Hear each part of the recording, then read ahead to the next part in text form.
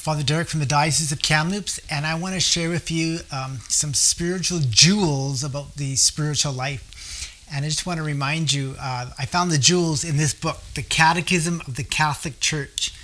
And there are 4 parts to the Catechism. The 4th part is on prayer. And I want to share with you some jewels. Here they are, spiritual tips.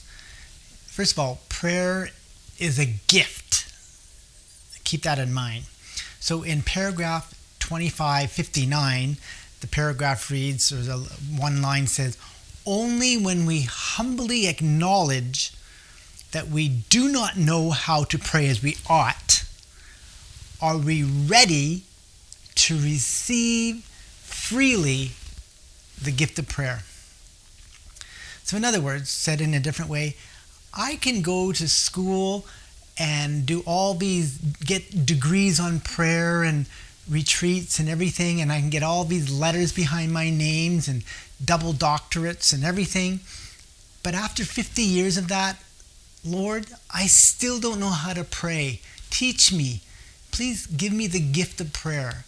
And so prayer is a gift. You have to learn how to receive it. Even though when you pray, the next day you say, Lord, please give me the gift and even deeper of prayer. So prayer has to be understood as a gift. You got to beg for it every day and say, Lord, I want to go deeper in prayer. The second little jewel that I found in the Catechism is the first paragraph in the 4th part. It's paragraph 2558. And within that paragraph, there's a beautiful line. This relationship is prayer. So the point is, prayer is not just about vocal. That's only a small part. Think of prayer as a relationship. So everything you do becomes a prayer. When you walk, that's a prayer. When you sit down, that's a prayer. When you cook dinner, that's a prayer. When you go to church, that's a prayer. When you sleep, that's a prayer. So that it becomes relational. So everything you do in relationship to God is a prayer.